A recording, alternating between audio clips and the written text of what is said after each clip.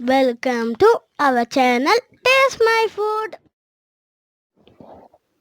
அஸ்ஸலாமு அலைக்கும். Hello friends, எல்லோரும் எப்படி இருக்கீங்க? நல்லா இருக்கீங்களா? இன்றைக்கி நம்ம சேனலில் நார்மலாக நம்ம வீட்டில் இருக்க பொருளை வச்சு ரொம்ப ஈஸியாக பிஸா எப்படி ப்ரிப்பேர் பண்ணுறதா பார்க்க போகிறோம். நார்மலாக பிஸானாலே அதுக்கு அவனு, ஈஸ்ட்டு, சீஸு, பிஸா சாஸு சொல்லிட்டு நிறைய பொருள் தேவைப்படும். அதனாலேயே நிறைய பேர் என்ன பண்ணுறாங்கன்னா, வீட்டில் செய்யாமல் கடையில் வாங்கி சாப்பிட்டுடுறாங்க. அப்படியே கடையில் நம்ம வாங்கி சாப்பிடணும்னு நினச்சாலும் இப்போ நாம் இருக்கிற லாக்டவுன் பீரியடில் நம்மளால் வாங்க முடியாது. எல்லா கடையும் க்ளோஸ்டு இருக்குது. இந்த மாதிரி டைமில் நம்ம பிஸா செய்யணும், என்ன செய்யலாம்? நம்ம வீட்டில் இருக்க பொருளை வச்சு தான் இந்த பிஸாவை ரெடி பண்ண போகிறோம். நீங்கள் ஃபஸ்ட் டைம் இந்த பிஸா ரெடி பண்ணால் கூட ரொம்ப ஈஸியாக உங்களால் ப்ரிப்பேர் பண்ண முடியும். சீஸு, அவனு எதுவுமே இதுக்கு தேவையில்லை. ரொம்ப சிம்பிளாக ஈஸியாக பண்ண போகிறோம். மெயினான விஷயம் என்னென்னா, மைதா யூஸ் பண்ணாமல் கோதுமை மாவை வச்சு இந்த பிஸாவை நம்ம ரெடி பண்ண போகிறோம். ஸோ இது ஹெல்த்தியான பிஸா கூட சொல்லலாம். ஃபஸ்ட்டு நம்ம பிஸா பேஸ் ரெடி பண்ணிக்கலாம். அதுக்காக நான் ஒரு கப் அளவுக்கு கோதுமை மாவு எடுத்திருக்கேன். கிராம் வைஸில் பார்த்தா இது கரெக்டாக 150 கிராம் இருக்குது. இது கூடவே இதுக்கு தேவையான அளவு சால்ட்டும் சேர்த்துக்கலாம். கூடவே ஒரு ஸ்பூன் அளவுக்கு நான் சுகர் சேர்த்துக்கிறேன். நெக்ஸ்ட்டு வந்து கொஞ்சமாக ஆப்ப சோடா சேர்த்துக்கலாம். ஏன்னா இதில் நம்ம ஈஸ்ட்டு சேர்க்க போகிறதில்ல. அதுக்கு பதிலாக ஆப்ப சோடாவும் தயிரும் தான் சேர்க்க போகிறோம். ரொம்ப புளிக்காத தயிராக பார்த்து எடுத்துக்கோங்க. ஒரு 4லேருந்து 5 ஸ்பூன் அளவுக்கு தயிர் எடுத்துக்கோங்க. ஒரு 2 ஸ்பூன் அளவுக்கு நார்மல் எண்ணெய் போட்டு நல்லா மிக்ஸ் பண்ணி விட்டுக்குங்க. இந்த மாதிரி நல்லா மிக்ஸ் பண்ணி விட்டுட்டு இப்போ நம்ம தண்ணியை வந்து சேர்த்துக்கலாம். கொஞ்சம் கொஞ்சமாக தண்ணி சேர்த்து ஒரு சாஃப்டான மாவு பதத்துக்கு நல்லா மிக்ஸ் பண்ணி எடுத்துக்குங்க.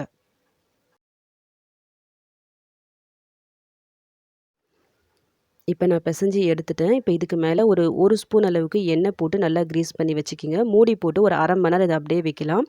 அதுக்கப்புறமா ஓப்பன் பண்ணி பார்க்கலாம். அப்போ இன்னும் கொஞ்சம் சாஃப்டாகும் மாவு. மாவு அங்கே ஊற டைமில் இங்கே நம்ம இந்த பிஸாவுக்கு நம்ம யூஸ் பண்ண போகிறது இல்லைல்ல. ஸோ அதுக்காக ஒயிட் சாஸை ரெடி பண்ணிடலாம். நான் இதில் ஒரு டேபிள் ஸ்பூன் அளவுக்கு எண்ணெய் சேர்த்துருக்கேன். அதில் ஒரு 2 டேபிள் ஸ்பூன் அளவுக்கு நான் கோதுமை மாவு சேர்த்துக்கிறேன். இது போட்டு ஜஸ்ட் ஒரு 2 நிமிஷம் இந்த எண்ணெயிலே இந்த மாதிரி சும்மா ஃப்ரை பண்ணிக்கிங்க. இப்போ நம்ம இதில் பால் ஆட் பண்ணிக்கலாம். நான் ஒரு கப் அளவுக்கு நான் பால் எடுத்திருக்கேன். லிட்டர் கணக்கில் பார்த்தா கரெக்டாக இது 1/4 லிட்டர் இருக்கும். 250 ml பால் இது. பாலை பொறுத்த வரைக்கும் ஃபுல்லாக ஒரே டைமாக சேர்த்துறாதீங்க. ஃபுல்லாக சேர்த்துட்டா இந்த மாவு எல்லாமே கட்டி கட்டியாக ஃபார்ம் ஆகி அப்புறம் லம்ஸை வந்து உடைக்க முடியாது. ஸோ கொஞ்சம் கொஞ்சமாக சேர்த்துட்டு நல்லா மிக்ஸ் பண்ணி விட்டுக்குங்க. சேர்க்கும் போதே இந்த ஸ்பூனாலேயே நல்லா இந்த லம்ஸை இந்த மாதிரி உடச்சி விட்டுட்டு லம்ஸ் எதுவுமே இல்லாமல் பார்த்துக்குங்க. இந்த பாலை பொறுத்த வரைக்கும் ஆல்ரெடி காய்ச்சி ஆறின பால் தான். நார்மலாக ஒயிட் சாஸ்னாலே அதில் மைதா தான் ஆட் பண்ணுவாங்க. பட் நான் இன்றைக்கி மைதா சேர்க்காமல் ஃபுல் அண்ட் ஃபுல் ஹெல்த்தியாக இருக்கட்டுமே சொல்லிட்டு கோதுமை வச்சு செஞ்சுருக்கேன். இந்த ஒயிட் சாஸ் ப்ரிப்பேர் பண்ணும்போது ஃபுல்லாகவே லோ ஃப்ளேமில் இருக்க மாதிரி பார்த்துக்குங்க. நல்லா மிக்ஸ் பண்ணி விட்டே வாங்க. கூடவே இந்த சாஸ்க்கு தேவையான அளவு சால்ட் ஆட் பண்ணிக்கிங்க. கூடவே ஒரு அரை ஸ்பூன் அளவுக்கு மிளகுத்தூள் அதையும் சேர்த்து நல்லா மிக்ஸ் பண்ணி விட்டே வாங்க. இந்த மாதிரி மிக்ஸ் பண்ணி விட்டே வரும்போது உங்களுக்கு கொஞ்சம் கொஞ்சமாக திக்காக அந்த கன்சிஸ்டன்சி ஃபார்ம் ஆகும். அது வரைக்கும் வெயிட் பண்ணுங்கள்.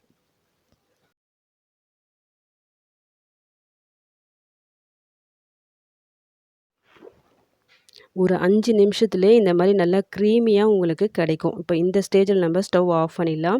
இது ஆறிட பிறகு இன்னும் நல்லா திக்காகும். ஆஃப் பண்ணிவிட்டு இது கொஞ்சம் ஆற விடுங்க. அதுக்கப்புறமா பார்க்கலாம். ஒரு அரை மணி நேரம் கழித்து நான் ஓப்பன் பண்ணுறேன். அரை மணி நேரன்றது ஒரு மணி நேரம் கழித்து கூட நீங்கள் ஓப்பன் பண்ணிக்கலாம். உங்கள் டைம்க்கு ஏற்ற மாதிரி அட்ஜஸ்ட் பண்ணிக்கிங்க. இப்போ பாருங்கள் மாவு வந்து இன்னும் நல்லா சாஃப்டாக இருக்குது. ஒரு 2 நிமிஷம் சும்மா இந்த மாதிரி மிக்ஸ் பண்ணி விட்டுட்டு இப்போ நம்ம பிஸாவை வந்து அசெம்பிள் பண்ணிடலாம். அதுக்கு முன்னாடி ஸ்டவ் ஆன் பண்ணிவிட்டு லோ ஃப்ளேமில் வச்சுக்கிங்க. ஒரு பெரிய இந்த மாதிரி பேன் எடுத்துகிட்டு அதில் வந்து இந்த மாதிரி ஸ்டாண்ட் இருந்தால் வைங்க. இந்த மாதிரி ஸ்டாண்ட் இல்லைன்னா ஒரு சின்ன கிளாஸோ இல்லை பவுலோ திருப்பி போட்டு வச்சுருங்க. இது கொஞ்சம் நல்லா சூடாகட்டும்.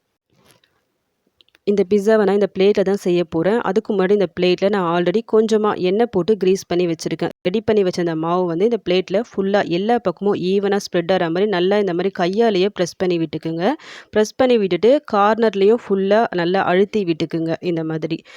இது வந்து பெரிய பிளேட்டு. ஸோ நான் இந்த மாவு வந்து மொத்தமாக போட்டுட்டேன். ஒருவேளை நீங்கள் சின்ன பிளேட் எடுத்தால் 2 பிஸாவும் ரெடி பண்ணிக்கிங்க. மாவு 2ஆக டிவைட் பண்ணிவிட்டு ஒரு ஃபோர்க் ஸ்பூனை வச்சு இந்த பேஸில் வந்து எல்லா சைடும் படுற மாதிரி நல்லா குத்தி விட்டுக்குங்க. எதுக்காக இந்த மாதிரி செய்கிறோன்னா, நார்மலாக நம்ம சப்பாத்தி பண்ணும்போது உப்பி வரும். பிஸாக்கு வந்து அந்த மாதிரி உப்பி வரக்கூடாது, ஃப்ளாட்டாக வரணும். இந்த மாதிரி குத்தி விடும்போது உங்களுக்கு உப்பி வராது, ஃப்ளாட்டாக வரும். ஸோ இந்த மாதிரி எல்லா சைடும் நல்லா குத்தி விட்டுக்குங்க. நெக்ஸ்ட்டு இதுக்கு மேலே நம்ம சாஸ் அப்ளை பண்ணிடலாம். உங்கள் வீட்டில் பிஸ்ஸா சாஸ் இருந்தால் அதை நீங்கள் அப்ளை பண்ணிக்கலாம். என்கிட்ட இப்போதைக்கு இல்லை. ஸோ நான் என்ன பண்ணுறேன்னா, கொஞ்சமாக டொமேட்டோ கெச்சப்பும் கூடவே கொஞ்சம் சில்லி சாஸும் 2த்தையும் நான் மிக்ஸ் பண்ணிவிட்டு நான் ஃபுல்லாக அப்ளை பண்ணிக்கிறேன். ஆல்ரெடி நம்ம சேனலில் ரொம்ப ஈஸியாக பிஸ்ஸா சாஸ் எப்படி ரெடி பண்ணணும்னு சொல்லி நான் ஒரு வீடியோ போட்டிருக்கேன். அந்த வீடியோவை பார்க்காதவங்க ப்ளீஸ் போய் செக் பண்ணி பார்த்துக்குங்க. இந்த டொமேட்டோ கெச்சப்பும் நான் வீட்டில் செஞ்சது தான். இந்த வீடியோவும் நம்ம சேனலில் இருக்குது. அதையும் செக் பண்ணி பார்த்துக்குங்க. நெக்ஸ்ட்டு இப்போ நம்ம சீஸ் ரெடி பண்ணி வச்சுருக்கோம்ல, சீஸ்க்கு பதிலாக ரெடி பண்ணி வச்சுருக்கோம்ல, அதை வந்து சீஸ் எந்த அளவுக்கு உங்களுக்கு போடுவீங்களோ அதுக்கேற்ற மாதிரி இது மேலே ஸ்ப்ரெட் பண்ணி விட்டுக்குங்க. இதை பொறுத்த வரைக்கும் நீங்கள் தாராளமாகவே போடலாம். ஏன்னா இதை நம்ம கோதுமை மாவில் தான் ப்ரிப்பேர் பண்ணியிருக்கோம். ஸோ எந்த பிரச்சனையும் இல்லை, ஹெல்த்தி தான் இது. சீஸ்க்கு பதிலாக இது நம்ம போடுறோமே, டேஸ்ட் எப்படி இருக்கும்னு சொல்லிட்டு நீங்கள் நினைக்க வேணாம். நீங்கள் நார்மலாக சீஸ் போட்டு எப்படி பண்ணுறீங்களோ அந்த டேஸ்ட்டில் தான் இருக்கும், நல்லாவும் இருக்கும் உங்களுக்கு. இதுக்கு மேலே நான் கொஞ்சமாக ஆரிகானோ போடுறேன். இது வந்து வீட்டில் செஞ்சது தான். இதோட வீடியோவை நான் கூடிய சீக்கிரம் அப்லோட் பண்ணுறேன். இது இருந்தால் நீங்கள் போட்டுக்கோங்க, இல்லை ஸ்கிப் பண்ணிவிடுங்க. நெக்ஸ்ட்டு நான் கொஞ்சம் வெங்காயம், தக்காளி, கேப்சிகம் இந்த மாதிரி கட் பண்ணி எடுத்து வச்சுருக்கேன். தக்காளியை பொறுத்த வரைக்கும் அந்த உள்ளே இருக்க அந்த சீட்ஸ்லாம் ரிமூவ் பண்ணிவிட்டு கட் பண்ணி வச்சுக்கிங்க. எந்த அளவுக்கு உங்களுக்கு அரேஞ்ச் பண்ணணுமோ அதுக்கேற்ற மாதிரி நீங்கள் அரேஞ்ச் பண்ணி வச்சுக்கிங்க.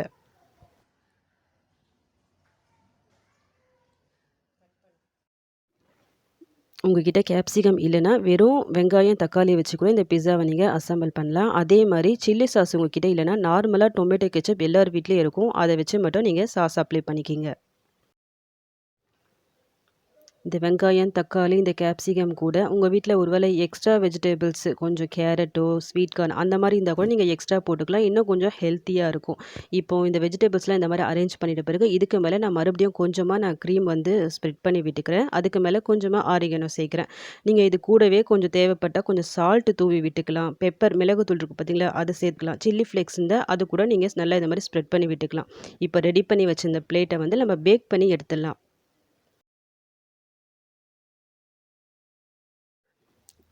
இப்போ நம்ம ஆல்ரெடி வச்சிருந்தோம்ல இந்த பேன், இது வந்து நல்லா சூடாக இருக்குது. ஸோ இந்த பிளேட்டை வைக்கும்போது கொஞ்சம் பார்த்து வைங்க, கையில் வந்து சூடு பட்டுரும். இப்போ இதை நம்ம மூடி போட்டு பேக் பண்ணலாம். லோ ஃப்ளேமில் வச்சு பேக் பண்ணிக்கிங்க. பேக்கிங் டைமை பொறுத்த வரைக்கும் 30 நிமிஷத்துலேருந்து 40 நிமிஷம் வரைக்கும் உங்களுக்கு டைம் எடுக்கும்.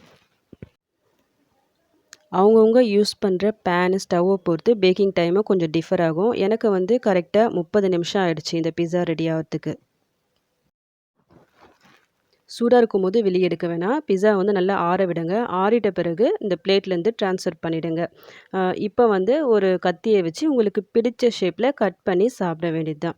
ஆல்ரெடி நம்ம சேனலில் மினி பீஸா, பிரெட் பீஸா சொல்லிட்டு நான் வீடியோஸ் போட்டிருக்கேன். அந்த வீடியோவை பார்க்காதவங்க ப்ளீஸ் போய் செக் பண்ணி பார்த்துக்குங்க. இது வரைக்கும் நம்ம சேனலை சப்ஸ்கிரைப் பண்ணாதவங்க ப்ளீஸ் சப்ஸ்கிரைப் பண்ணிக்கிங்க. அப்படி நீங்கள் சப்ஸ்கிரைப் பண்ணும்போது பக்கத்தில் பெல் ஐக்கான் இருக்கும். அதை கிளிக் பண்ணி ஆல் சொல்லிட்டு ஒரு ஆப்ஷன் வரும். அதையும் செலக்ட் பண்ணி வச்சுக்கிங்க. அந்த மாதிரி நீங்கள் செலக்ட் பண்ணி வைக்கும்போது தான் நான் அடுத்தடுத்து போடக்கூடிய வீடியோஸ் வந்து உங்களுக்கு நோட்டிஃபிகேஷனாக வரும்.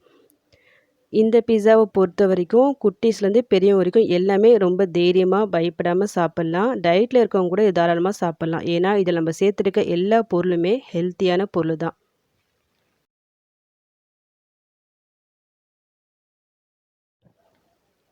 குட்டீஸை பொறுத்த வரைக்கும் இந்த பிஸ்ஸாவை வந்து ரொம்பவே லைக் பண்ணி சாப்பிடுவாங்க.